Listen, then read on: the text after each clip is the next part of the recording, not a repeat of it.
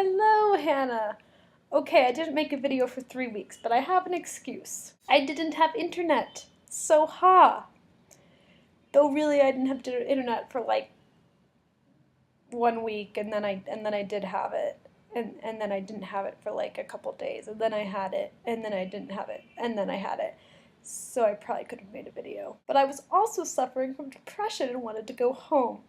So when we last talked, I had gone to some caves and I was soon going to go on a trip with 2 friends around India. Well, I went on that trip, and it had its good parts, but it also very much had its bad parts. For example, on the bus to Mumbai, this is like the first couple hours of our trip, a man, while staring at us, who was sitting next to us, started masturbating. We got him kicked off the bus, but it was still really freaky. Our hotel the door didn't lock, and one of the hotel guys who brought in the third bed, because there was 3 of us, stayed around to chat to us. We were like, please go away, sir. 3, when we got back from the Sundarbans, we ended up basically on this bad street late at night. It was not a good situation. And this random guy came up to us and was like, hey, we should split a cab. Where are you going? We're like, our hotel. Where are you going? And he goes, yeah, we should split a cab. Not telling us where he's going. And we're like, yeah, we're going to show you where we're living. No. And then when we basically finally got a cab, and we're ready to get in, he was like, coming with. And I was like, no, you're not coming with. And he was like, well, if that's how you feel about it. And instantly completely changed and stormed off. It was like, ugh. 4, we went to Darjeeling. We came back from Darjeeling. We took a Jeep back from Darjeeling to the train station. Jeep to train station. And it's like a 3-hour-long Jeep. And there's a million of them leaving Darjeeling to go to the train station. So we go around and try to find one for the price you want. And we go to this Jeep, and we go, NJP, which is the name of the train station. And he goes, yes, NJP. And then he says 150 each, and we go, awesome. NJP, and he goes, yes, NJP. So we get on this Caety, Jeep, and we ride it down to Siliguri, which is the town right next to NJP. And in the middle of Siliguri, he stops, and people get out of the Jeep. And we figure, okay, this is where these people are getting off. Nope. He then tells us to get off, and we're like, this is not NJP. And he points to a rickshaw and goes, NJP. God damn it, if we wanted to go to the middle of Siliguri and then take a rickshaw, we would have asked that. Anyway, so we get to NJP, and we go to take our train. This is number 5, by the way. And we, go to get our tickets, and we're informed that we, despite booking the tickets 2 weeks in advance, have been bumped from the train. I guess we never confirmed the tickets, though I still cannot figure out how you confirm tickets, because the first train going to the Darjeeling area, because we didn't confirm them, only had 2 berths, aka beds, instead of 3.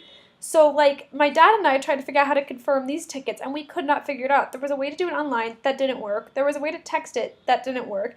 The only way I could seem to figure out is that you go to the train station early the same day, but we had no way to do that because we were in Darjeeling, which is 3 hours away from the train station.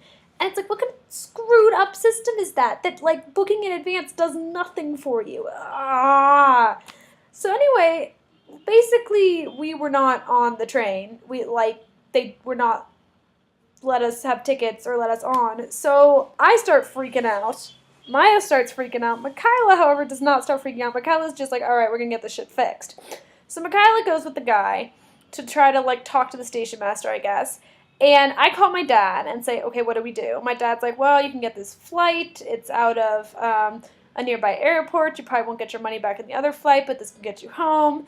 And Maya calls her mom, who's Indian. And her mom, being Indian and knowing how things work, is like, you should bribe the conductor.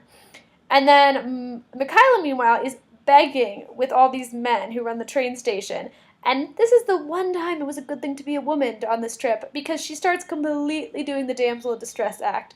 Oh, we are women. We are young. We are scared. Please help us. And it works. She gets to cut the line of men, and they help her, and they get us general admission tickets, which aren't expensive at all. We were in first class, and now we're in general. Now, we don't want to be in general because it's creepy as hell, and we're terrified we're going to get raped. So we're like, okay, let's try to not be in general. Like, worst comes to worst, we'll even ask people in first class if we could just share with them. So we get on the train, and the only bunk that's been left for us is a conductor's bunk. That's the only bunk that's free, so that's the bunk he gives us. And we're like, okay, we can handle this. This is, second class AC, which is a good class. Like, cool. Well, then the guy comes by and is like, we found you a bunk. And we're like, okay. So we go to this other bunk. And this was in the third class AC, so it's not as nice, and it creeps us out a little because there's some young men, but it ended up being fine. And we're sitting there, and we're like, okay, fine, this is our bunk. And then they come by again, and they say, we need to talk to you. And we're like, okay. So I stay with the bags, but Kyla and Maya leave. And he, takes them to the section of the train that no one's in and starts telling them all the charges that we have to pay, which is interesting. And then Michaela suddenly comes back and goes, I need 2,000 rupees, which is $40, which is a lot here, okay? I've not paid $40 for, anything. And I'm like, okay. So I give her the money. Basically, the conductor had us bribe him and, told us what the expense was going to be. And he made up all these expenses. But, Anna, 1 AC, the highest class you could be in, those tickets cost $35. So we're in 3 AC and they cost $40? I don't think so. Also, more importantly, he, basically, wrote this stuff awkwardly down on a piece of paper, and that was our receipt. I mean, it was paperwork for a bribe. It was very bizarre. So we pay this, and then we get to spend the entire night, because this is a sleeper train, on one bunk. So needless to say, nobody slept. So those were the bad parts of our trip. And I know they don't sound that bad, but you have to imagine that this is sort of combined with general fatigue and the fact that nothing's easy in India. You try to take a taxi somewhere and the taxi driver tells you he knows where it is. He doesn't know where it is. And he's going to just stop along the way to ask people, and then he will try to overcharge you every friggin' time. And same thing for rickshaws. And men, you can't trust any of them, which I hate, because I love to see the good of people. I hate seeing bad in people, but here I have to assume the worst in people, because often it's true. Anyway, Kolkata was cool. The Durga Puja festival, which was the big thing going on, got old kind of quickly, because it was all these pandals, which were cool, but also all these lines and all these people. So, for example, our flight from Mumbai to Kolkata was 2.5 hours. But then our car from the airport to our hotel was another 2.5 hours. It was as long as our flight. And the reason for that is because of Durga Puja. All the crowds, all the traffic. You can't get anywhere in India without basically someone having to turn off the car because all the traffic's just come to a stop. And then we went to the Sundarbans. Sundarbans is this jungle area. It's the world's largest mangrove forest. And it has a lot of tigers, and we saw a tiger, which was really cool. It's very, very chill, and that was my favorite part of the trip, because I think it turns out what I do like about India is the villages and, those, rural communities, and also, small towns, which is why I ended up liking Darjeeling as well. I don't like the cities very much, and so then we went to Darjeeling. We went back to Kolkata and did a day there, and then went to Darjeeling. And I liked Darjeeling because it was much smaller. You could walk everywhere, and it was much less creepy. And it was also more of a tourist place, which in the U.S. I hate tourist place because it's tourists in the U.S. is these giant groups of people who travel in masses, and they're just really obnoxious. But tourists in Darjeeling, there was Indian tourists who were annoying, but they weren't that many. And there was a lot of backpackers, which are completely different than tourists, because backpackers want to assimilate in the culture. They're very independent. They're very respectful of the culture. They're very nice people, very friendly. They all help each other out. I mean, we ate at this place, Sonam's, which my friend recommended, and it was amazing. If you ever go to Darjeeling, eat at Sonam's. It's the best place ever, because it serves Western food that doesn't suck. And it also sells toilet paper and water because it knows that backpackers come there.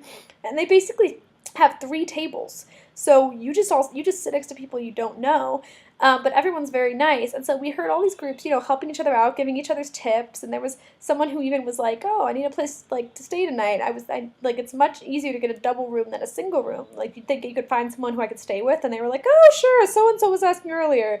It's this very cool community. And then also Darjeeling was just beautiful, and it was just so much calmer, and I really appreciated that. But the whole craziness of the trip and the fact that you can't fully relax anywhere here. The train incident at the end of the trip basically inspired me to have a lovely little mental breakdown in which I was like, hating on myself for being so weak and not being able to deal with basic human issues, like not let alone, India things. Because India was obviously stressful for pretty much anybody, but I also I get stressed out in normal life and being a grown up. And so I was like, I just want to go home and not even go back to school, just go home and get taken care of for the rest of my life. But at the same time, that would be a horrible waste of my life. So what am I supposed to do with myself? And then you just leads me to wonder what is the point of life and why am I here and etc. It's bad spiral in Katie's head. It happens a lot, and so it happened here. It was getting better this summer, but it kind of came back. So I was depressed. Still kind of am. So yeah, that's the update for Caety. I failed a quiz today. It was fun. I really enjoyed your Halloween video because we didn't do anything for Halloween here. I mean, I get that Indians don't celebrate Halloween, and that's totally fine, but I at least figured people in my group would do something Halloweenish, like dressing up, buying candy, going around the hotel, and maybe giving candy for trick-or-treat, something like that. But instead, people went out drinking. So much fun! This video is probably super long. The Indian internet is gonna hate me. I'm gonna go.